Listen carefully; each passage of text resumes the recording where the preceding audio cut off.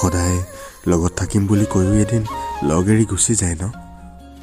সদায় সংগ দিম বুলি কোৱা সকলো এদিন সংগ এৰি দিয়ে ন সদায় তোমাৰ হৈ থাকিম কোৱা সকলো এদিন নতুনক পাই আনৰ হৈ যায় ন সদায় শেষ উশাহ চলি থকালৈকে লগ দিম বুলি কোৱা সকলো উশাহ চলি থকা অৱস্থাতে লগ এৰে ন তথাপিও কেতিয়াবা সেই প্ৰমিছ কৰা সকলোতকৈ বেলেগ অৰ্থাৎ বেলেগতকৈ বেলেগ কিছুমান মানুহ